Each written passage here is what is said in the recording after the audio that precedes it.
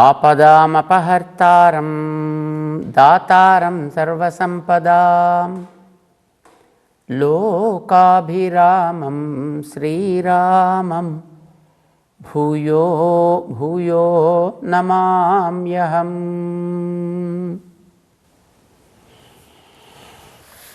జయ శ్రీమన్నారాయణ. ప్రియ భగవద్బంధువులారా, భగవద్గీతలో 4వ అధ్యాయానికి జ్ఞానయోగము అని పేరు పెట్టాడు మహర్షి. మానవ జీవితం జ్ఞానం ప్రధానంగా కలిగినటువంటి జీవితం. తను బాగుపడడానికి ఉపయోగపడాలి, తన శరీరాన్ని బాగు చేసుకోవడానికి ఉపయోగపడాలి, తన తోటి సమాజాన్ని బాగు చేసుకోవడానికి ఉపయోగపడాలి. శరీరాన్ని మాత్రమే రక్షించుకోవడానికి పోషించుకోవడానికి ఉపయోగపడేదాన్ని జ్ఞానము అని అనాల్సినటువంటి అవసరం లేదు. సాధారణంగా ప్రతి ప్రాణికి ఆ రకమైనటువంటి తెలివి ఉంటుంది.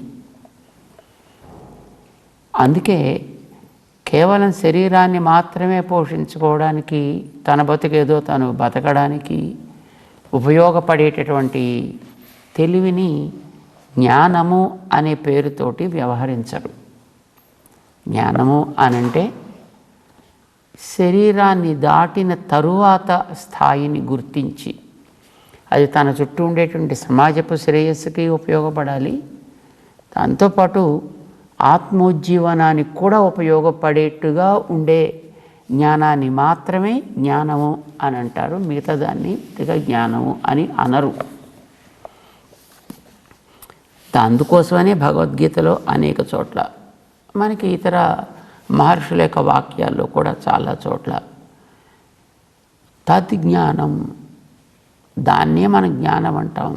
దేనివల్ల జీవితానికి లక్ష్యం నెరవేరుతుందో. అజ్ఞానం అతః అన్యదుక్తం, మిగతాదంతా జ్ఞానంలో లెక్క పెట్టమయా, జ్ఞానేతరత్ అని అంటారనమాట. దాన్ని జ్ఞానం కంటే అది వేరు, ఏదో బతుకు తెరువు కోసం వాడేది. విద్యాన్య శిల్ప నైపుణం అని కూడా అంటారు పరాశరుడు అనే మహానుభావుడు. అదేదో చెప్పులు కుట్టుకోవడానికి, రాళ్ళు కొట్టుకోవడానికి పనికొచ్చే జ్ఞానం లాంటిది మాత్రమే అవుతుంది తప్ప ఏదో ఉపయోగకరమైనటువంటి జ్ఞానం అని అనాల్సిన అవసరం లేదు అని అంటారు. అంటే దీనికి మనకి ఏర్పడ్డటువంటి ఏదో కొన్ని దోషాలు ఉంటాయి, కొన్ని లోపాలు ఉంటాయి. అలాంటి వాటిని మనం సవరించుకోగలగాలి. ఆత్మకి సహజంగా జ్ఞానం ఉంటుంది, అది ఎప్పుడు నిత్యం, అది ఎప్పుడు అనుకూలంగా ఉండాలి, అంటే ఆనందాన్ని ఇస్తూ ఉండాలి. ఇది మనకి నిద్రాకాలంలో అనుభవానికి వస్తుంది. మనం పడుకున్నప్పుడు గాఢ నిద్రలోకి వెడితే ఆ సమయంలో బయటవి ఏవి మనకి తెలియవు. శరీర సంబంధమైనటువంటి ఈ బాధలు తెలియవు, మానసికమైనటువంటి కష్టాలు ఆ సమయంలో లోపల స్ఫురించవు. ఇక ఇతరమైనటువంటిది ఏది కూడా వాడి జ్ఞాపకం రాదు గాఢ నిద్రలోకి వెళ్ళినప్పుడు. అంటే మొత్తం పైకి బహిర్ముఖంగా ప్రసరించినటువంటి జ్ఞానం అంతా కూడా అది క్రమంగా సంకుచితమై వెనకాతల మళ్ళీ తన దగ్గరికి చేరిపోయి ఉండిపోతుంది. అంటే తనని తాను తెలుసుకుంటూ ఉంటుంది ఆ సమయంలో. తన చుట్టూ ఉండేటువంటి దాని యొక్క స్పృహ దానికి ఉండదు అన్నమాట.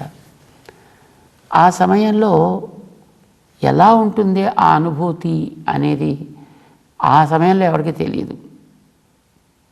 కానీ లేచిన తర్వాత మళ్ళీ అది బహిర్ముఖం అయిన తర్వాత అప్పుడు అనిపిస్తుంది అన్నమాట, అబ్బా నాకెంత సుఖంగా ఉందండి ఆ నిద్రపోతున్న కాసేపును, ప్రపంచం అంతా మొత్తం మర్చిపోయాను కదా, ఏది జ్ఞాపకం లేదు కదా.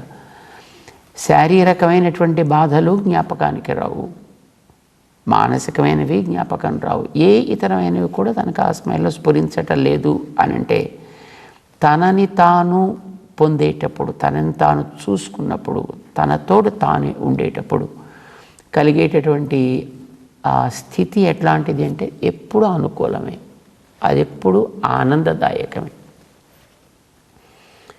అందుకోసమే బయట వచ్చినటువంటి ఏదో ఒక కర్మ సంబంధం చేత ఏర్పడ్డటువంటి శారీరకమైనటువంటి స్థితిని తను కంట్రోల్ చేయగలగాలి, దానిని నిగ్రహించగలగాలి, దాంట్లోంచి వెనక్కి తీయగలగాలి తన జ్ఞానాన్ని.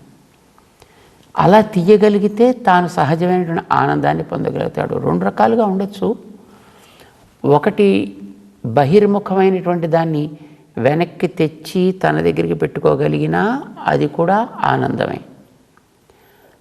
లేదు, తనకి వెనకాతలు ఉండేటువంటి భగవంతుడి వైపు తిప్పి దాన్ని అటు నడిపించగలిగినా అది ఇంతకంటే ఇంకా అతిశయించినటువంటి ఆనందాన్ని ఇచ్చేది అవుతుందన్నమాట. మనం గతంలో చాలాసార్లు అనుకున్నాం, తనని తాను మిగతా బంధం లేకుండా ఉంచుకోగలిగినప్పుడు కలిగే ఆనందం అనేది ఒక చిన్న నీటి తుంపుర లాంటిది. అయితే దీన్ని వెనక్కి తిప్పి వెనకాతలు ఉండేటువంటి భగవంతుడి వైపు కనుక తాను నడిపించగలిగితే కలిగేటటువంటి ఆ స్థితి ఆనందం అనేది అదొక మహాసముద్రం లాంటిది అని అనుకోవచ్చు. అంటే ఒక నీటి తుంపురికి ఒక మహాసముద్రానిలో ఉండేటువంటి నీటికి ఎంత తేడా ఉందో, అనుభవించేటటువంటి ఆనందంలో కూడా అంత తేడా ఉంటుంది. తనని తాను గుర్తించుకుని మిగతా వాటి సంబంధం లేకుండా ఉంచుకోవడం అనేది ఆత్మజ్ఞానం, ఆత్మసాక్షాత్కారం అని అందాం. దానికి అట్లాంటి పేరు పెట్టారు, సెల్ఫ్ రియలైజేషన్ అని అంటుంటారు. ఆత్మసాక్షాత్కారం ఇది ఆ సముద్రపు స్థితితోటి కనుక పోల్చి చూస్తే ఇది అసలు పూర్తిగా పెద్ద గుర్తించడానికి కూడా వీలు కానటువంటి అతి అతి అతి అల్పమైనది అన్నమాట. కనుక భగవదానందాన్ని కోరాలి, భగవదానందం వైపు సాగాలి అని మనకి అన్ని చోట్ల చెప్తూ ఉంటారు. భగవద్గీతలో కూడా కృష్ణుడు ఆ విషయాన్ని 7వ అధ్యాయం దగ్గర నుంచి చెప్తాడు. 6వ అధ్యాయం దాకా మొట్టమొదట ఇటు శరీరంతో అర్జునుడు పూర్తిగా తగులుకొని ఉన్నాడు. ఈయన ఎందుకంటే నేను భీష్ముని చంపేస్తా, ద్రోణుని చంపేస్తా, ఎదట శత్రువులుగా ఉండేటటువంటి నా బంధువులందరినీ కూడా నేను చంపేస్తా, దానివల్ల నాకు దుఃఖం వస్తుంది అని అనుకుంటున్నాడు. శరీరాన్ని ఆత్మని ఈ రెండిని విడదీసుకుని చూసుకోవడం అనేది అతనికి చేతకాల. జ్ఞానం లేదా అంటే తెలివి ఉంది, తెలుసును, కానీ అప్పుడు అతనికి కలిగినటువంటి మోహం చేత దాన్ని ఏమంటాం మనం, దేహ ఆత్మ భ్రాంతి అని అంటాం అన్నమాట. అంటే శరీరాన్నే ఆత్మ అని అనుకునేటటువంటి ఒక తెలివి తక్కువతనం. ఎదటి వాళ్ళు కూడా అలాగే అనుకున్నాడు ఆయన. భీష్ముని చూస్తున్నాడు, భీష్ముడు అనేది పైన కనిపించినటువంటి ఒక శరీరం, లోపల ఆత్మ ఉంది. ఆ ఆత్మ మళ్ళీ భగవంతుడితో చేరి ఉంటుంది. అది శరీరాన్ని ఆత్మని కలిపేసుకున్నాడు అతను. బంధుత్వం అనేది శరీరానికే కదా, ఆత్మకి ఏముంటుంది బంధుత్వం? ఆత్మలన్నీ ఒకడికి చెందినవే, భగవంతుడికి చెందినవి. శరీరాల్లో రకరకాల బాంధవ్యాలు ఉంటాయి. శరీరాల్లో తల్లి, తండ్రి, అక్క, అన్న, ఎన్నెన్నో రకరకాల బాంధవ్యాలు ఉంటాయి. ఇవన్నీ శరీరాన్ని బట్టి ఏర్పడినవి. శరీరం అనేది తొలగిన తర్వాత అసలు ఆత్మకి బాంధవ్యాలు అనేవి ఏవి ఉండవు. అతనికి కలిగినటువంటి కన్ఫ్యూజన్ అది. దాన్ని మొట్టమొదటి పక్కకి వెనక్కి తీసుకురావాల్సి వచ్చింది కృష్ణుడికి. అందుకు మొదటి 6వ అధ్యాయం దాకా నడిపే గ్రంథాన్ని అట్లాగే నడపాల్సి వచ్చింది. అంటే సుమారు 5 అధ్యాయాల గ్రంథంలో నాయనా నీ శరీరం వేరురా, నువ్వు వేరు, చేత నిన్ను మొట్టమొదటి తెలుసుకో, శరీరంతో నువ్వు లింకు పడద్దు. ఇది చెప్పడానికి ఆయన ఎన్నో రకాలుగా చెప్పాల్సి వచ్చింది, ఎన్నో రకాలుగా దాన్ని ఉపదేశం చేయాల్సి వచ్చింది. శరీరంతో ఉన్నప్పుడు పని చేయాల్సి వస్తుంది. శరీరం ఏర్పడ్డదే పని చేయడం కోసం, అసలు కర్మాచరణ కోసమనే అది ఏర్పడ్డది. అంచేత ఆయన పని చేయనంటే అసలు శరీరం ఇచ్చినటువంటి ప్రయోజనమే పూర్తిగా నశించిపోయిందని అర్థం. అంటే the very purpose got to defeat it. ఒకడికి ఏదో ఒక ఉద్యోగం ఇచ్చారనుకోండి, ఆ ఉద్యోగంలో అతను చేయవలసినటువంటిది ఏదో నువ్వు ఇక్కడ ఏదో నిలబడి ఈ పని చేయాలి. అతనికి నిలబడే అవకాశమే లేదనుకోండి, అప్పుడు ఆ ఉద్యోగంలో అతను ఉండి ఏంటి ప్రయోజనం? అసలు ఏ పని కోసం అతను అక్కడికి వచ్చాడో అసలు ఆ పనికే అతను అనర్హుడు అని అర్థం కదా. అలాగే మనకి శరీరం అనేది వచ్చిందే పని చేయడం కోసం వచ్చింది. ఆ చేసేటువంటి పనికే కర్మాచరణ అని పేరు పెట్టారు. ఈ కర్మాచరణ అనేది ఎట్లా చెయ్యాలి అనేది మనకి తెలియాలి కదా. ఏం చేయాలి, ఎలా చేయాలి, ఇవి రెండూ తెలియాలి. అర్జునుడికి తెలియదా అంటే తెలుసును, కానీ శరీరంతో ఉండేటువంటి బంధం వల్ల కలిగేటటువంటి ఆ మోహం అనేది ఆ వెనకాతలు ఉండేటువంటి తెలివిని కప్పేస్తుంది అనమాట, మూసేస్తుంది. దానివల్ల అతనికి ఏది చెయ్యాలి ఏది చెయ్యక్కర్లేదు అనేటువంటి కృత్యాకృత్య వివేకము నశిస్తుంది అని అర్థం. అతనికి అట్లాంటి స్థితి ఏర్పడింది. అంచేత మటమట ఆ వివేకం కలిగించాలి, పని చెయ్యాలి అని చెప్పాలి అతనికి. అయితే అది ఎలా చెప్పాలి, ఎవరు చెప్పాలి? తను చెప్పచ్చు, తను కొంత చెప్పాడు, కానీ తను ఎంత చెప్పినా తను చెప్పేది కేవలం పై పై జ్ఞానాన్ని కలిగిస్తుంది తప్ప స్పష్టతని కలిగించదు. ఎందుకనంటే పని చెయ్యాలి, ఆ చేసే పని ఎవడు చేయిస్తున్నాడో వాడికి చెందేట్టు చేయాలి. ఆ పని లోపలుండి చేయించేది తనేనా, కనుక ఆ చేసే పని తనకి అర్పించి చెయ్యాలని చెప్పాలి. మయి సర్వాణి కర్మాణి సంత్యజ్య అధ్యాత్మచేతస అని వెనకాల చెప్పాడు. తనకర్పించి చెయ్యాలి అని చెప్పాలి. మరి తనకర్పించి చెయ్యి అనగానే అవతల వాళ్ళు, ఆ వినేవాళ్ళు మళ్ళీ ఒక రకమైనటువంటి అసూయ లేక ఈర్ష్య లేక ఏమిటి, నీకు అర్పించాల్సింది నువ్వేనా మహాపెద్ద, ఇలాంటి భావాలు రావడానికి అవకాశం ఉంది. అందుచేత మొదట కలగాల్సినటువంటి ఒక సామాన్య జ్ఞానాన్ని కలిగించి దీన్ని స్థిరపరచగలిగేటట్లుగా నీకు ఎవరైనా పెద్దలు చెప్పాలయా అని ఈ 4వ అధ్యాయంలోనే కొంచెం వెనక తద్విధి ప్రణిపాతేన పరిప్రశ్నేన సేవయ జ్ఞానిన తత్వదర్శిన తే ఉపదేక్ష్యంతి. నువ్వు పెద్దల్ని ఆశ్రయించాలి, తత్వం తెలిసిన వాళ్ళని నువ్వు ఆశ్రయించాలి. ఆశ్రయిస్తే ఇప్పుడు నేను చెప్పినటువంటిది ఎంతవరకు సబబు, దీన్ని నువ్వు ఎంతవరకు అర్థం చేసుకోవాలి, ఇది నీ మనసులో ఎలా స్థిరపడేట్టు చేసుకోవాలి, ఇదంతా కూడా వాళ్ళు చెప్తారు. వినడం ఒకటి, విన్న దానిని మనసులో పెట్టుకోవడం ఒకటి. వినడం చాలా వింటూ ఉంటాం, కానీ విన్నవన్నీ కూడా బండరాయి మీద కురిసిన వానలాగా అవన్నీ పోతుంటాయి. అలాగా ఒకవైపు నుంచి వస్తుంటాయి, ఇంకోవైపు నుంచి పోతుంటాయి. లోపల నిలబడ్డం అనేటువంటి చాలా కష్టం. మనస్సులో అవి పదిలంగా ఉండేట్టుగా చేసుకోవాలి. దానికి మననము అని పేరు. ఈ మననాన్ని చేయించడం అనేది పెద్దలు చేయిస్తారు. దానికి సత్సంగము అని పేరు పెట్టారు. దాన్ని పెంచుకోవాలి. అది మనకి మనస్సులో స్థిరపడితే అప్పుడు ఇవ్వాల్సినటువంటి ఫలితాన్ని ఇస్తుంది.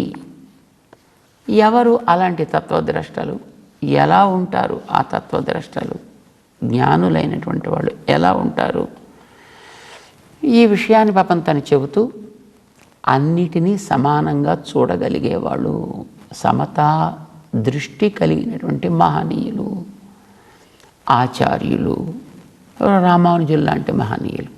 వారిని కదా మన సమతా స్ఫూర్తికి మూర్తి అని అంటాం. అంచేత అలాంటి వాళ్ళ ద్వారా నువ్వు జ్ఞానాన్ని పొందాలయ్యా. వాళ్ళ ద్వారా నువ్వు మనసులో దాన్ని స్థిరపరచుకోవాలి. అప్పుడు నీకు అందరినీ సమానంగా చూడగలిగే స్థితి ఏర్పడుతుంది. అందరినీ అంటే జీవులందరినీ. గతంలో తను ఆ విషయం చెప్పాడు, ముందు కూడా చెప్తాడు, మనకి రాబోయే అధ్యాయంలో కూడా చెప్తాడు. విద్యా వినయ సంపన్నే బ్రాహ్మణే గవి హస్తిని సునిచ స్వపాకేచ పండితా సమదర్శిన. ఆ వచ్చినటువంటి కొంతమంది దీనికి ఏం చెప్తుంటారంటే, చదువుకున్నవాడు ఏదో చదువుకోనివాడు గవి, హస్తిని, ఏనుగుని, గోవుని, సునకమును, సునకమాంసం తినువాడిని ఎవరు సమానముగా చూతురో వాడు పండితుడు అంటుంటారు. వాళ్ళందరినీ సమానంగా చూస్తున్నాడు అంటే వాడు పిచ్చోడు అని అర్థం అండి. ఆవుని, ఏనుగుని సమానంగా ఎలా చూస్తాడు? చూడు. చదువుకున్నవాడిని, చదువు లేనివాడిని సమానంగా ఎలా చూస్తాడు? చూస్తే వాడికి బుర్ర లేదని అర్థం వాడికి. మరి దేంట్లో సమానం? సమదర్శిన దేంట్లో? అక్కడ ప్రయోగించేటువంటి ప్రతి పదానికి విద్యా వినయ సంపన్నే, బ్రాహ్మణే, గవి, హస్తిని, సుని, స్వపాకే, ప్రధానికి సప్తమి విభక్తి, 7th కేస్ అని అంటాం. సప్తమి విభక్తిని ప్రయోగించి చెప్పాడు అక్కడ. ప్రథమా విభక్తిలో చెప్పలేదు. ఇవన్నీ ఒకటే అని అనలేదు ఆయన. వాటిల్లో ఉండేది, దానిలో ఉండేది అని అన్నాడు ఆయన. అంటే నువ్వు అక్కడ ఒక కాపర్ సీసా పెట్టినా, స్టీల్ గ్లాస్ పెట్టినా, గాజు గ్లాస్ పెట్టినా, మట్టి గ్లాస్ పెట్టినా, పేపర్ గ్లాస్ పెట్టినా, అందులో ఉండేటటువంటి జలము సమానమే. అంటే నువ్వు గ్లాసులో కానీ రాగిలో కానీ అని అంటే రాగి పాత్రని, మట్టి పాత్రని, కాపర్ పాత్రని, కాగితం పాత్రని సమానంగా చూడమని అర్థం. అందులో ఉండే నీటిని సమానంగా చూడమని అర్థం. నీరంతా ఒకటే. నువ్వు అది ఏదో నదీ జలాన్ని తీసుకుంటే అందులో ఉండే నీళ్ళని, ఇందులో ఉండే నీళ్ళని, ఇందులో ఉండే నీళ్ళని, అందులో ఉండే నీళ్ళు అంతా ఒకటేనా? నీకు వచ్చి పాత్రల్లో తేడా ఉండొచ్చును. కొంచెం డబ్బు ఉన్నవాడైతే ఏదో రాగి పాత్ర పెట్టుకుంటాడు, కొంచెం తక్కువ ఉంటే స్టీల్ పాత్ర పెట్టుకుంటాడు, ఇంకొంచెం తక్కువ ఉంటే గ్లాస్ పాత్ర పెట్టుకుంటాడు, ఇంకా తక్కువైతే మట్టితో పాత్ర చేసుకుంటాడు. అది చేత కాకపోతే ఒక కాగితం గ్లాసుని తయారు చేసుకుంటాడు. పైనుండే పాత్రల్లో తేడా లేదు అని అనుకుంటే వాడు మూర్ఖుడవుతాడు. లోపలుండే నీటిలో తేడా లేదు అని అనుకో, అదైనా నువ్వు ఆ నీళ్ళు తాగుతావు, ఇందులోనైనా అవే నీళ్ళు తాగుతావు. అది పైన నీకుండేటటువంటి ఆ ఆర్జన సామర్థ్యాన్ని తెలియజేస్తుందే తప్ప నీటిలో దాహం తీర్చడంలో తేడా ఎలాగైతే ఉండదో అలానే లోపలుండేటటువంటి తత్వం, అది విద్యా వినయ సంపన్నుడు అని పేరుగాంచిన దేహంలోనైనా అదొక దేహం. అది లేనటువంటి ఉత్త బ్రాహ్మణని పేరు మాత్రం పెట్టుకున్నాడు, స్టాంప్ వేయించుకున్నాడు వాడు. ఎందుకంటే బర్త్ సర్టిఫికేట్ ఇస్తారు కదా, దాంట్లో రాయించుకున్నాడు బ్రాహ్మణ్ అని రాసుకున్నాడు వాడు. కానీ వాడికి కావాల్సినటువంటి బ్రహ్మ తెలియదు, దానికి కావాల్సిన జ్ఞానం లేదు, వాడికి ఏ సంస్కారము లేదు. వాడు పేరుకి మాత్రం ఆ పేరు వాడికి వచ్చినంతవరకే. అలాంటి దేహంలో ఉండేదైనా గోవు సాత్విక జంతువుకి గుర్తు గోవు అనేది. అలాంటి సాత్విక జంతువులు ఏవైనా వాటిల్లో ఉండేటటువంటి చైతన్యాశ్రయమైనటువంటి తత్వం ఏదో ఆత్మ. హస్తిని, ఏనుగు ఒక రాజస ప్రవృత్తి కలిగినటువంటి జంతువుకి ఒకటి దృష్టాంతంగా తీసుకున్నాడు ఏనుగు అని. దాంట్లోనైనా లేదు ఒక సునకమునందైనా ఒక తామస జంతువుని తీసుకున్నాడు. సునక మాంసమును తినువాడైనా అది తిరిగే ప్రాణుల్లో తీసుకున్నాడు. ఇలాగా రాజస, సాత్విక, తామస అనే దేహాల్లో ఉండేటటువంటి తత్వం ఏదో, వాటి కదలికలకి ఆశ్చర్యమైనటువంటి లేదు వాటి యోగ్యతల్ని సాధించుకోవడానికి మూల కారణమైనటువంటి ఆ లోపలుండేటటువంటి తత్వం ఏదో దాని పేరు ఆత్మ. అది ఉంది కనుక వాడు చదువున్నవాడయ్యాడు. అది ఉంది కనుక వాడు కేవలం పేరుకి మాత్రమే చెప్పుకోవడానికి వీలయ్యేటటువంటి వ్యక్తి అయ్యాడు. అది ఉంది కనుకనే వాడు ఒక ఏదో సునకాంసం తినువాడో అయ్యాడు. అది ఉంది కనుకనే అది ఏనుగో, గుర్రమో, గాడిదో, ఆవో ఏదో అయింది. ఆ లోపల ఉంది. మరి లోపల ఉండేది ఇది ఒకటైతే ఈ తేడాలు ఎందుకు వచ్చినట్టు? ఇందాక మనం అనుకున్నాం చూడండి, అది రాగా, గాజా, స్టీలా, ఇత్తడా, పేపరా, మట్టా, ఇది వీడు తయారు చేసుకోగలిగే సామర్థ్యాన్ని బట్టి ఏర్పడ్డటువంటి తేడాలవి. ఇది మనకు తెలిసింది కదా. అట్లానే ఆయా జీవుడికి వాడుకుండేటువంటి కర్మ యొక్క అనుభవ సామర్థ్యాన్ని బట్టి వాడికి ప్రకృతి ఏర్పరిచిన దేహాల్లో తేడాలవి. వాళ్ళలో జీవుల్లో తేడాలు కాదవి. వాడుకుండే కర్మని బట్టి దీన్ని అనుభవించడానికి ఏ దేహం వాడికి యోగ్యము, ఇది కర్మని బట్టి ప్రకృతి నిర్ణయం చేస్తుంది. ప్రకృతిని ఆ రకమైనటువంటి స్థితిలోకి తయారు చేసి పెట్టేశాడు భగవంతుడు.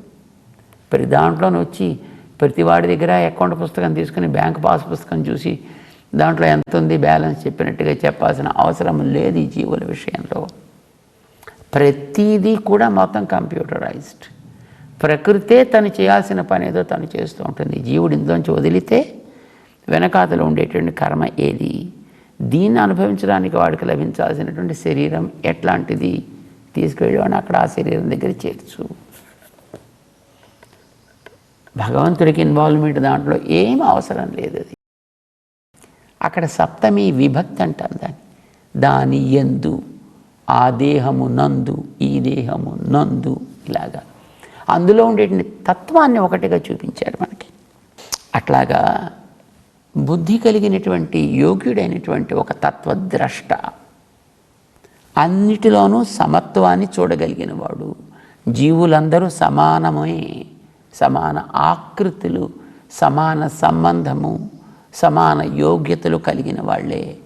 ఇది మనకి వేదాలు చెప్పాయి, ఇది మనకి గీత చెప్పింది, ఇది మనకి మహానుభావులైన రామానుజుల వంటి ఆచార్యులు మనకి చెప్పారు.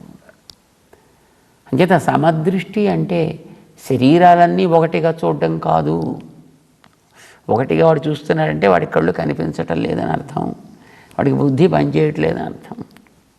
తెల్లవాడు, నల్లవాడు, పొడుగోడు, పొట్టోడు, చిన్నవాడు, పెద్దవాడు, స్త్రీ, పురుష, బాల, వృద్ధ, ఈ తేడాలు వాడికి తెలియట్లేదంటే వాడికి సరైనటువంటి యోగ్యత లేదని కదండి అర్థం. కనుక బాహ్యమైన వాటిలో సమత్వము అనేటటువంటిది ఉండదు. వాటి వెనకాతలు ఏర్పడ్డ కర్మని బట్టి ఆ తేడాలు ఉంటాయి. ఇవి కర్మని బట్టి ఏర్పడ్డ తేడాలు కనుక కర్మ తొలగితే ఉండే స్థితి ఏమిటో గుర్తించాలి. అది సమత్వం. దాన్ని సాధించాలి. దీన్ని సాధించడానికి కావలసిన జ్ఞానాన్ని పొందాలి. అది పొందాలంటే దానికి ఆయా దేహంతో చేయాల్సిన పని ఏదో చెయ్యాలి. ఆ పనికి కర్మ అని పేరు. పొందాలనేటటువంటి తెలివికి జ్ఞానం అని పేరు. దానికి చేయాల్సినటువంటిది పెద్దల ఉపదేశ గమ్యమైనటువంటి ఆచరణ. కనుక ఆచరణ తెలియాలి, గమ్యం తెలియాలి, దేహంతో చేయాల్సిన పని తెలియాలి.